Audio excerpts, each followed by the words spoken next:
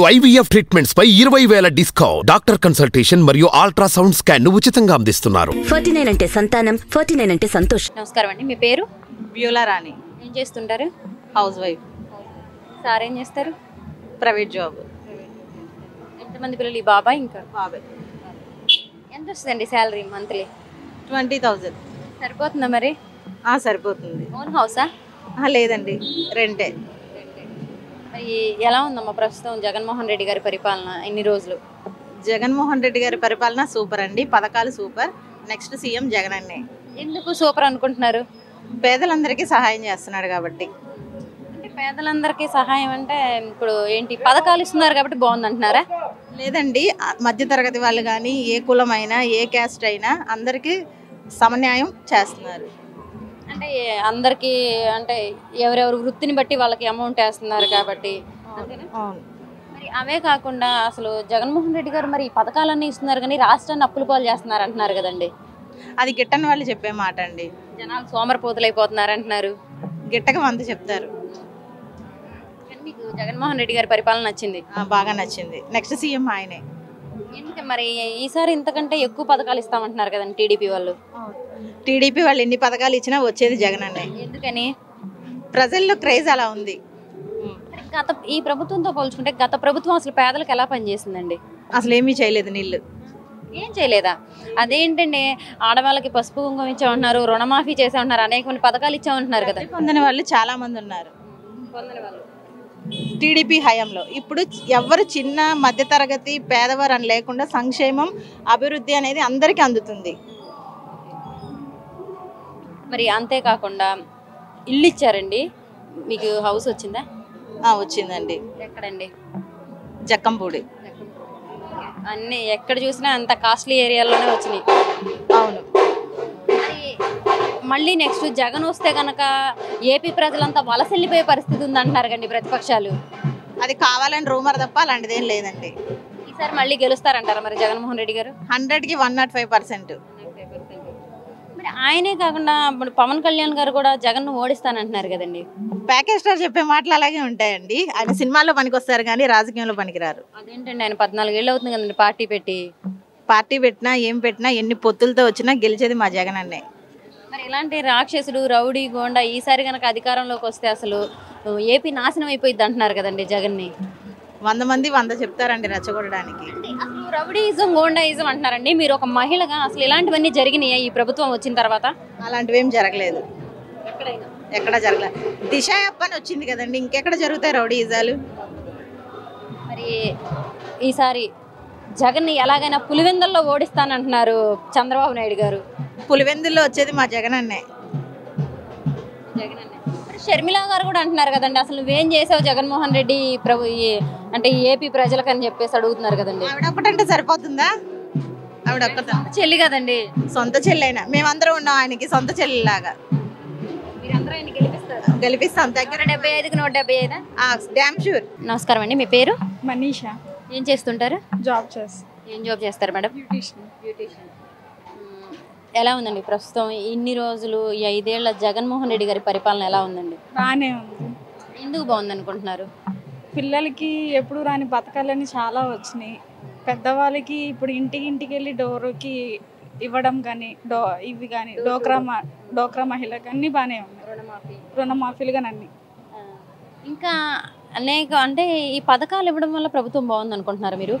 ఇంతకుముందు ఏ గవర్నమెంట్ ఇచ్చిందండి? ఏ గవర్నమెంట్ పిల్లలకే కానీ పెద్దవాళ్ళకే కానీ? ఇంతకుముందు ఎండకి వెళ్ళి పెద్దవాళ్ళు అమౌంట్ తీసుకోవడానికి వెళ్ళి చనిపోయిన వాళ్ళు పడిపోయిన వాళ్ళు ఎంతమంది ఉన్నారు? ఏ గవర్నమెంట్ ఇంతకుముందు తీసుకురాంది ఈ గవర్నమెంట్ తీసుకొచ్చింది కదా. వాలంటరీ వ్యవస్థ కానీ ఏదన్నా కానీ ఇంటి ముందుకే వచ్చి తలుపు కొట్టి పొద్దున్న ఇవ్వటం కానీ చేయడం కానీ అన్నీ చేస్తున్నారు. బాగుంది. మరి ఇంతే కాకుండా మరి ఈ ప్రభుత్వం వచ్చిన తర్వాత ఈ పథకాలు ఇచ్చేసి రాష్ట్రాన్ని అప్పుల పాలు చేసింది అంటున్నారు కదండి, అభివృద్ధి లేదంటున్నారు కదండి. అభివృద్ధి లేదు అనుకున్న వాళ్ళకి లేనట్టే ఉంటుంది, ఉన్నది అనుకున్న వాళ్ళకి ఉన్నట్టే ఉంటుంది. లేదు అనుకున్న వాళ్ళకి ఏంటంటే ఎంతసేపు గవర్నమెంట్ని దించాలి, వీళ్ళని ఏలెత్తి చూపించాలని చూస్తారు కానీ అలాంటిది ఏం లేదు. అంతా బాగానే ఉంది అభివృద్ధి కానీ ఏదన్నా. మరి అసలు విద్యా వైద్యం అండి పేదవాడికి కావాల్సింది. విద్య చూసుకుంటే అసలు ఎలా ఉన్నాయండి? గవర్నమెంట్ స్కూల్స్ కానీ అవన్నీ ఎలా ఉన్నాయి? డెవలప్ అయినాయా? ఎందుకు డెవలప్ అవ్వలేదండి? ఎక్కడ గవర్నమెంట్ స్కూల్స్ లేవు. అన్ని చోట్ల గవర్నమెంట్ స్కూల్స్ అన్ని చోట్ల ప్రైవేట్ స్కూల్స్లా చేసేలేదు అవి ఇంగ్లీష్ మీడియం లాగా ఇంకా అలానే ఉంటాయి. మీరు చదువుకున్నప్పుడు గవర్నమెంట్ స్కూల్స్ ఎలా ఉన్నాయండి, ఇప్పుడు ఎలా ఉన్నాయండి? అంటే మనం చూసుకున్నట్టు ఇంగ్లీష్ మీడియం అంటే చెప్తూ ఉంటారు కదా, వింటూ ఉంటాం కదా, స్కూల్స్ ఇలా ఉన్నాయి. ఇప్పటికి చాలా బాగానే ఉంది. ఇప్పుడున్న స్కూల్స్ ప్రైవేట్ స్కూల్స్లో నుంచే తీసి గవర్నమెంట్ స్కూల్స్లో వేస్తున్నారు పిల్లలందరినీ చాలా మంది. ఇంకా దాంతో పోలిస్తే ఇప్పుడు ఇంకెంత ఎలా ఉంటుంది. సరే, మళ్ళీ నెక్స్ట్ జగన్మోహన్ రెడ్డి గారు ఆయన ఇప్పుడు మళ్ళీ జనాల్లో తిరుగుతున్నారండి బస్సు యాత్రతోటి. మరి జనాలు ఆయనకి అప్పుడు ఎలా వచ్చారో పాదయాత్రలో ఇప్పుడు కూడా అలాగే వస్తున్నారు, బ్రహ్మరథం పడుతున్నారండి. మరి అలాగే ఓట్లు కూడా వేస్తారంటారా? ఎందుకే రండి, అందరూ వేస్తారు.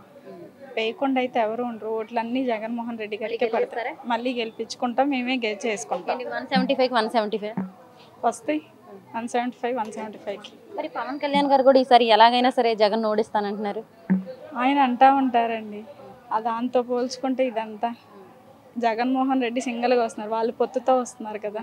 సింగిల్గా వచ్చేవాళ్ళు ఎక్కడికైనా సింగిల్గానే ఉంటారు, పొత్తుతో వచ్చేవాళ్ళు పొత్తుతోనే ఉంటారు. ఎన్ని పొత్తులు పెట్టుకొని అయినా సరే జగన్ గద్దె దించడమే నా లక్ష్యం అంటున్నారు కండి పవన్ కళ్యాణ్ గారు. చేయమనండి, చూద్దాం. దించలేరంటారా? దించలేరు.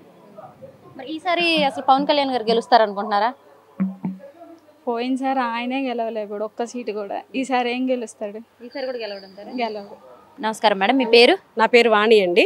ఏం చేస్తుంటారండి? నేను హౌస్ వైఫ్ని. సార్ ఏం చేస్తారండి? సార్ ప్రైవేట్ వర్క్ అండి. అవును. పిల్లలు ఎంతమంది అండి? ఇద్దరండి. ఏం చదువుతున్నారు? సెటిల్ అయిపోయారు?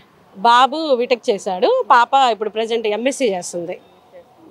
మరి ఎలా ఉందండి అసలు? అంటే మీరు ఓటు వేస్తూ ఉంటారు, ఎంతోమంది సీఎంలు, ఎంతోమంది అంటే ఇప్పుడు చంద్రబాబు నాయుడు గారు అయితే, రాజశేఖర్ రెడ్డి గారు అయితే అండి, ఇప్పుడు జగన్ గారు అయితే సీఎంలను చూసి ఉంటారండి. ఎవరు బాగా పనిచేశారండి అప్పటి నుంచి ఇప్పటి వరకు? అంటే మీకు ఓటు వచ్చినప్పటి నుంచి చూసుకుంటే ఎవరు బాగా పనిచేశారండి? నాకు తెలిసి నేను స్టార్టింగ్ నుంచి అప్పుడు ఫస్ట్ నా ఓటు కాంగ్రెస్కి వేసానండి. ఇప్పుడు ఏంటంటే జగన్ గారికి లాస్ట్ టైం జగన్ గారికి వేస్తాను. ఎందుకంటే ఒంటరిగా పోరాటం చేస్తున్నాడు. తను ఫస్ట్ ఏదైతే వాగ్దానం చేశాడు, నేను పలాన్ని చేస్తానని చెప్పాడో దాంట్లో చాలా వరకు ఆయన నిర్వర్తించాడండి. ఖచ్చితంగా పనులు చేశారు, చాలా పథకాలు తీసుకొచ్చారు. ఆ పథకాలు అనేది చాలా మందికి చాలా రకాలుగా ఉపయోగపడ్డాయి. మరి ఆ ప్రభుత్వంలో మరి అన్ని పథకాలు ఇచ్చామని చెప్పారు మేడం, మరి ఇవన్నీ ఇచ్చారు అసలు?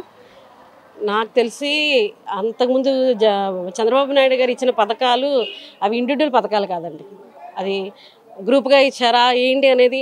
పిల్లలకైతే ఫీజు రీంబర్స్మెంట్ అనేది ఒకటి మాత్రం నాకు బాగా తెలిసిందండి. స్థలాలు ఇస్తానన్నారు, వాళ్ళకి టిక్కో ఇల్లు అన్నారు. పాపం డబ్బులు కట్టిన వాళ్ళు చాలా అన్యాయం అయిపోయారు, మా వాళ్ళు చాలామంది ఉన్నారు. జగన్ గారు ఏంటంటే ఇండివిజువల్ పథకాలండి. ఇప్పుడు అమ్మఒడి అనేది పిల్లలకి 10th నుంచి ఇంటర్ వరకు చాలా ఉపయోగపడింది. తర్వాత చేయూత, ఒక తల్లికి చేయూత డబ్బులు వచ్చిందంటే ఆ సంవత్సరంలో వాళ్ళకి ఏదైనా అవసరం అయితే ఇంట్లో ఖర్చులకే కావచ్చు, ఫీజులకే కావచ్చు. నా పరంగా నేనైతే మా పాప ఫీజులు కట్టానండి. ఇప్పుడు మేమిద్దరము అన్ఎంప్లాయిడ్, మా హస్బెండ్ ప్రైవేట్ జాబ్ చేసేది, నేను హౌస్ వైఫ్. మరి ఎలా లీడ్ చేస్తాము? కానీ మీరేమో ఇంత బాగా చెప్తున్నారు, కానీ అసలు ఈ ప్రభుత్వం వచ్చిన తర్వాత ఈ పథకాలు ఇస్తున్నారు కానీ అన్ని రేట్లు పెంచేశారు. 10 రూపాయలు ఇచ్చేసి ప్రజలకి 100 రూపాయలు దోచేసుకున్నారని కూడా అంటున్నారు కదా మేడం. అంటే ఏ ప్రభుత్వం అయినా ఇప్పుడు జగన్ గారు పెంచింది కాదుగండి, సెంట్రల్లో కూడా అలాగే ఉంది. ఇప్పుడు సెంట్రల్ ప్రభుత్వం ఉంది, అక్కడ ఏదైతే అక్కడ నుంచి వచ్చేది ఇక్కడ అమలు చేస్తూ ఉంటారు. ఎవరికి వాళ్ళకి ఇండివిజువల్ ఒక పవర్ అనేది ఉంటే ఈ పథకం దీంట్లో ఇంత తగ్గించవచ్చు, దీంట్లో ఇంత తగ్గించవచ్చు అని వాళ్ళకి ఉందనుకోండి, తగ్గించడానికి అవకాశం ఉంటుంది కదా. ఈయన పెంచేదేం కాదుగా అది. మరి అంతేకాకుండా అసలు జగన్ గారు కనుక మళ్ళీ ఈసారి కనుక సీఎం అయితే ఏపీ ప్రజలంతా వలసిల్లిపోయే పరిస్థితి ఉంది అని చెప్పేసి అంటున్నారు. ఈ సైకోని ఎలాగైనా సరే గద్దె దించాలి అంటున్నారు కదా మేడం. అండి ఒకటండి, ఏ ప్రభుత్వం అయినా వాళ్ళు చేయగలిగినంత వరకు చేస్తారు. ఇప్పుడు టీడీపీ రావచ్చు, లేదంటే పవన్ కళ్యాణ్ అంటున్నారు, కూటమి అంటున్నారు, వచ్చి ఏం చేస్తారండి? ఎవరి ప్రభుత్వం వాళ్ళదే. అంటే చంద్రబాబు నాయుడు గారికి విజన్ ఉంది, బాగా అభివృద్ధి చేస్తామంటున్నారు కదండి ఏపీని. మరి అభివృద్ధి చేస్తారన్నప్పుడు ఒంటరిగా పోరాటం చేయొచ్చుకండి. అంటే ఒక రాక్షసుని గద్దె దించాలంటే ఎన్ని పొత్తులైన అవసరం అని చెప్పేసి చెప్తున్నారు కదండి వాళ్ళే. రాజకీయంలో ఉన్న ఒకే ఒక ఇదేంటంటే ఎవరిది వాళ్ళు చూసుకోరండి, ఒకళ్ళ మీద ఎప్పుడు బురద జల్లాలని చూస్తారు. ఇప్పుడు జగన్ గారు కూడా కొన్ని మాటలు ఆయన అనొచ్చు, అంతేగాని ఆయన రాక్షస పరిపాలన అంటే వలస వెళ్ళే వాళ్ళు పనుల కోసం వలస వెళ్తూ ఉంటారు. సొంత ఊర్లు వదిలేసి ఎవరు వెళ్ళిపోరు కదా, వాళ్ళకి జీవనోపాధి కోసం వెళ్తారు. అది అయిపోయిన తర్వాత మళ్ళీ వాళ్ళ సొంత ఊర్లకు వెళ్ళిపోతారు ఎవరైనా కానీ. సరేనండి, మరి అంతేకాకుండా మరి ఈసారి పిఠాపురం నుంచి పవన్ కళ్యాణ్ గారు పోటీ చేస్తున్నారండి. మరి అక్కడ వంగా గీతా గారు వైసీపీ నుంచి పోటీ చేస్తున్నారు. గతంలో 2 చోట్ల పోటీ చేసి పవన్ కళ్యాణ్ గారు ఓడిపోవడం జరిగింది. మరి ఈసారైనా గెలుస్తారంటారా పిఠాపురంలో? ఆయన కోసం సినీ ఇండస్ట్రీ నుంచి కూడా వచ్చేసి ప్రచారాలు చేస్తున్నారు. మరి గెలుస్తారంటారా ఈసారి? పవన్ కళ్యాణ్ గారు యాజ్ ఏ యాక్టర్గా అందరూ అభిమానిస్తారు. పార్టీ పరంగా ఎంతవరకు ఎంతమందికి ఏం న్యాయం చేశారు? ఇప్పుడు ఆయనకి లక్షల కోట్లు వేల కోట్లు ఉండొచ్చు. ఇండివిజువల్గా ఇప్పుడు పార్టీలోకి రాకుండా కూడా ఏదైనా కార్యక్రమాలు చేయొచ్చుగా, ఇండివిజువల్గా సేవలు చేయొచ్చుగా. మరి రాజకీయాలకు ఎందుకు వచ్చారు? డబ్బుల కోసం వచ్చారా? అంటే రాజకీయాలకు వస్తే ఇంకా ఎక్కువ మంచి చేయొచ్చు అనే ఉద్దేశం అయి ఉండొచ్చు కదా. సోషల్ వర్క్ చేయాలంటే రాజకీయాల్లోకే రాక్కర్లేదండి. సొంతగా కూడా కార్యక్రమాలు చేయొచ్చు. ఆ కార్యక్రమాల ద్వారా జనాలు ఓట్లేస్తారు. అంతేగాని పార్టీలో నుంచి ఉంటేనే మనం సేవ చేయొచ్చు అనే అభిప్రాయం మాత్రం తప్పండి నాకు తెలిసి. మరి ఆయనే కాకుండా మొన్న హైపర్ ఆది గారు వచ్చేసి ప్రచారం చేస్తున్నారండి. మరి ఆయన అంటున్నారు, తల్లికి చెల్లికి ఇంట్లోనే న్యాయం చేయలేకపోయాడు, ప్రజలకి ఏం న్యాయం చేస్తాడని చెప్పేసి అడుగుతున్నారు కదండి. ఇప్పుడు అంతకుముందు మరి ఆ చెల్లే కదండి జగన్ గారి వెనక తిరిగింది. జగన్ గారితో పాటు పాదయాత్రలు చేశారు. మరి అప్పుడు లేని మాటలు ఇప్పుడు కొత్తగా ఆవిడకి ఒక పోస్ట్ ఇచ్చిన తర్వాత అన్నని అలా అంత ఇదిగా నిందించడం కరెక్ట్ కాదు. సినిమా యాక్టర్లాగే ఉండాలండి. మాట్లాడవచ్చు, ఎవరైనా విమర్శించి మాట్లాడే హక్కు రాజ్యాంగం ఇచ్చిందంటే స్వేచ్ఛ ఉంది, మాట్లాడే స్వేచ్ఛ అందరికీ ఉంది.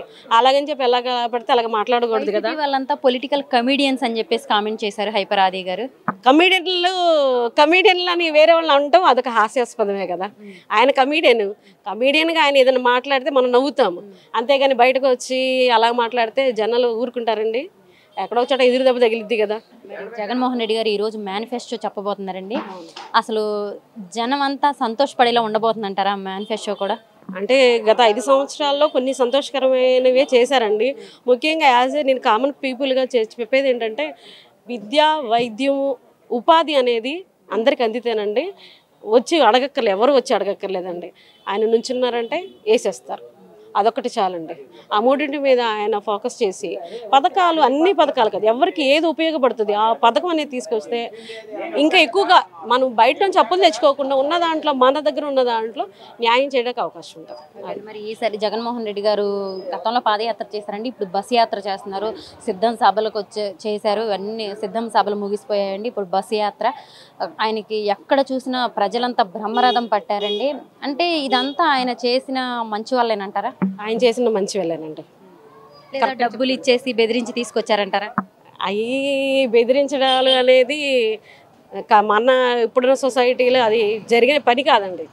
ఎవరైనా ఇప్పుడు మేమున్నాము స్వచ్ఛందంగానే వచ్చాము, ఆయన మీద ఉన్న అభిమానంతోనే వచ్చాము. నేను పథకాలు తీసుకున్నాను, నాకుంటుంది ఒక రెస్పాన్సిబుల్. యాజ్ ఎ కామన్ పీపుల్గా నాకు రెస్పాన్సిబుల్ ఉంది. ఆ రెస్పాన్సిబిలిటీ అనేది ప్రతి ఒక్కరికి ఉంటే నాయకుడు కాదు, వ్యక్తి ఎవరు ఆయన పనిచేస్తాడా లేదా అది చూసి వేయాలి. పార్టీ కాదు, వ్యక్తిని చూసి వేయాలి. మరి ఈసారి జగన్మోహన్ రెడ్డి గారు 175కి 175 అంటున్నారు. మరి 175 గెలుస్తారంటారా? చెప్పలేమండి.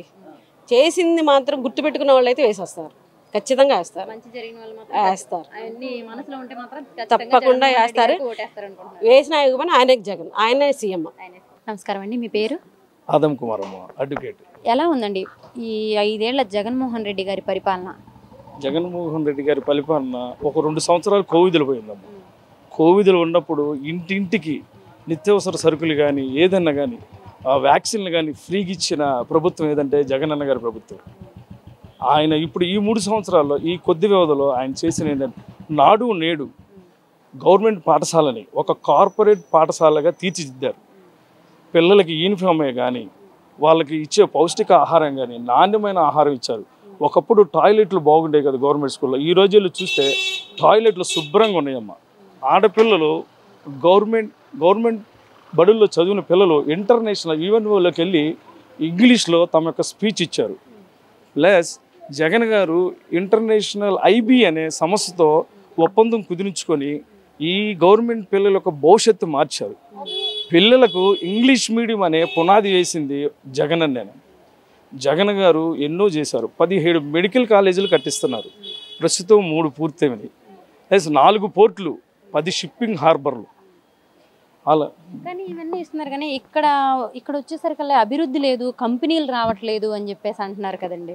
లేదమ్మా, కళ్ళకు కట్టినట్టుగానేమ్మా. పోర్టులు చూడండి, మచిలీపట్నంలో సగం కట్టారు, రామయ్యపట్నం, మనకు కాకినాడ, ఉద్దానం, కిడ్నీ బాధితులు వాళ్ళకి నాణ్యమైన నీరు ఇచ్చిన ఏకైక ప్రభుత్వం జగనన్న గారి ప్రభుత్వం. ఉద్దానం ఎప్పటి నుంచో వాళ్ళు ఎంతమంది మారినా సరే వాళ్ళకి ఏం చేయలేకపోయారు. మరి అంతేకాకుండా అండి, మరి జగన్మోహన్ అంటే పేదవాళ్ళకి కావాల్సింది విద్య, వైద్యం అండి. మరి విద్య చూసుకున్నట్టయితే గతంలో మనం ఎక్కడన్నా చూస్తే బాల కార్మికులు కనిపించేవాళ్ళండి. ఇప్పుడు ఎక్కడ చూసినా మనకు అలాంటివి ఏం కనిపించట్లేదు. గవర్నమెంట్ స్కూల్స్ డెవలప్ అవ్వడం వల్ల అంటారా ఇదంతా? అవునమ్మా, గవర్నమెంట్ స్కూల్స్ డెవలప్ అవ్వడం వల్ల ఆ పిల్లలకి అమ్మ ఒడి అనే పథకం ఇచ్చి 15,000 ఇచ్చి వాళ్ళని ప్రోత్సహించి వాళ్ళ తల్లిదండ్రులు ఒకప్పుడు బుక్స్ కొనాలన్నా ఎటువంటివైనా సరే పరికరాలు పెన్స్ కానీ ఏమన్నా కొనాలన్నా ఉండే కదా. జగనన్న అమ్మఒడి ఒక 15,000 ఇస్తే ఆ పిల్లల్ని ప్రోత్సహించి స్కూల్లోకి పంపించి అదొక పెట్టుబడిగా, పిల్లల చదువుకి పెట్టుబడిగా జగనన్న గారు ఇచ్చారు. మరి అంతేకాకుండా అండి, మరి ఇవన్నీ ఇస్తున్నారు, ఈ పథకాలన్నీ ఇస్తున్నారు, నవరత్నాలు ఇచ్చారు. కానీ ప్రజలకి డబ్బులు ఇచ్చేసి సోమరపోతులను చేస్తున్నారు అంటున్నారు కదండి. వాళ్ళ పథకాల పేరుతోటి 10 రూపాయలు ఇచ్చేసి 100 రూపాయలు లాగేసుకుంటున్నారు, రేట్లు పెంచేసాను అంటున్నారు కదండి. ఏం కాదమ్మా, అదంతా అబద్ధం. జగనన్న మనది లోటు బడ్జెట్లో ఉంది. మన ఆంధ్రప్రదేశ్ డివైడ్ అయినప్పుడు లోటు బడ్జెట్లో ఉంది.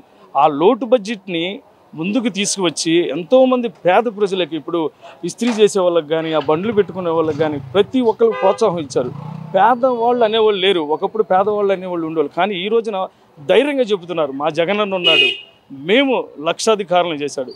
ఇప్పుడు స్త్రీలను చూడండి, ఇప్పుడు మన ఆడపడుచులను చూడండి, వాళ్ళకి ఎంతో ప్రోత్సాహం, చేయూత, ఆసరా ఇలాంటి ఎన్నో పథకాలు పెట్టి ఆడవారిని ఒక బలోపమైన శక్తిగా నిలబెట్టారు. మన ఇప్పుడు సీట్లు కేటాయించిన వాటిల్లో కూడా ఆడవారికి ఎక్కువ ప్రాముఖ్యత ఇచ్చారు. ఇవన్నీ చేస్తున్నారు కానీ మద్యపానం నిషేధం అన్నారు, కానీ మద్యపానం నిషేధం చేయలేదు. వాళ్ళ సొంత బ్రాండ్లు పెట్టుకొని నాణ్యతమైన మద్యం కూడా ఇవ్వలేదు ప్రజలకు అని చెప్పేసి అంటున్నారు కదండి. అమ్మ, మద్యము ప్రజలకు ముఖ్యమైనది కాదు, ఆహారము, వైద్యము, విద్య ఈ ముఖ్యం. అసలు నిషేధం చేస్తానన్నారు కానీ చేయలేదు అంటున్నారు కదండి. అంటే దశల వారీగా చేస్తున్నారమ్మా. ఒకప్పుడు అయితే తాగి ఆ బార్లమ్మటి ఈ బార్లమ్మటి పడిపోయేవాళ్ళు. ఈ రోజున అట్లా లేదు, ఎంతో తీసుకొని ఇంటికి వెళ్ళిపోతున్నారు. వాళ్ళ భవిష్యత్తు కానీ అన్నీ బాగుపడి వాళ్ళ డబ్బులు వాళ్ళ ఇంటిలో ఆడపడుచులకు ఉపయోగిస్తున్నారు. కానీ మరి చంద్రబాబు నాయుడు గారేమో ఈసారి కనుక మన ప్రభుత్వం వస్తే నాణ్యత గల మద్యం తీసుకొస్తాము, తక్కువ ధరలకే ఇస్తామని చెప్పేసి అంటున్నారు కదండి. అమ్మ, ప్రజలకి కావాల్సింది మద్యం కాదమ్మా. మద్యం తాగి పడిపోతారే కానీ మద్యం ఏదో లాభసాటిగా గవర్నమెంట్కి తెచ్చే విధంగా చెప్పారు చంద్రబాబు గారు. అది కాదు, ఒక మనిషి తనకి ఏం కావాలి, కేవలం విద్య, వైద్యం, అన్ని విలేజ్కి క్లినిక్లని డాక్టర్లే ఇంటికి వచ్చి చూస్తున్నారమ్మా. 108 కానీ 104 కానీ పశువులు ఇప్పుడు 104 ఇంటికి వెళ్ళి పశు వైద్యం కూడా చేపిస్తున్నారు. ఇంత గొప్ప ప్రభుత్వం ఇంక ఎన్నడూ చూడలేం. ఈ 3 ఏళ్లలోనే ఇంత అభివృద్ధి చేశాడంటే రానున్న 5 ఏళ్లలో ఇంకా మహా అద్భుతం చేయగలరు జగన్. కానీ ఆయన సొంత చెల్లి కూడా అసలు నువ్వేం చేసావు జగన్మోహన్ రెడ్డి ఏపీ ప్రజలకు అని చెప్పేసి అడుగుతున్నారు కదండి. ఈసారి కనుక జగన్ సీఎం అయితే ప్రజలంతా వలసెళ్ళిపోయే పరిస్థితి ఉంది అంటున్నారు కదండి. ఏం కాదమ్మా, ఏంటంటే ఇది కూటమి, చంద్రబాబు కూటమి ఆమెను ప్రలోభ పెట్టి తెచ్చినవి. కానీ మన కళ్ళకు కట్టినట్టుగా చూస్తున్నాం. 17 మెడికల్ కాలేజీలు అంటే అది మన నమ్మశక్యం కాని మాటమ్మా. 3 మెడికల్ కాలేజీలు ఆల్రెడీ మార్కాపురం అన్నింటిలో ఉన్నాయి. షిప్పింగ్ హార్బర్లు చూసుకోండి, పోర్టులు చూసుకోండి, ఆయన చేసిన ప్రతి ఒక్క ఇంటర్నేషనల్ వైజాగ్ చూడండి, ఇన్ఫోసిస్, సాఫ్ట్వేర్ అన్నీ వచ్చినమ్మా, పానాసోనిక్ ఇవన్నీ తెచ్చింది మన జగనన్న. ఆయన ప్రభుత్వం స్థిరమైన ప్రభుత్వం. పేదల గురించి పుట్టినవాడు ఎవరైనా నాయకుడు ఉంటే అది ఒక జగన్ గారేనమ్మా. మరి ఈసారి ఆయన 175కి 175 అంటున్నారండి. మరి 175కి 175 గెలుస్తారంటారా? ఖచ్చితంగా అమ్మా, అది ఆయనకున్న విఘ్నత. ఎందుకంటే ఆయన చేసిన మేలులు, ప్రజలకి చేసిన పనులు, ఆ పనులు ఆయన ధీటుగా 175 వై నాట్ 175 గట్టిగా చెప్పగలిగా దమ్మున్న నాయకుడు జగన్మోహన్ రెడ్డి గారు, మన సీఎం గారు. ఈరోజు జగన్మోహన్ రెడ్డి గారు మేనిఫెస్టో చెప్పబోతున్నారండి. మరి ఆయన ప్రజలందరికీ మేలు చేసే మేనిఫెస్టో ఉండబోతుందంటారా? అవునమ్మా, ఆమోదయోగ్యమైన మేనిఫెస్టో ఉంటుందమ్మా. ఇప్పుడు వచ్చే మేనిఫెస్టో వల్ల ఇంకా ప్రజలకి ఇంకా మంచి చేసే విధంగా ముందుకు వెళ్తున్నారు మన సీఎం గారు జగన్ గారు.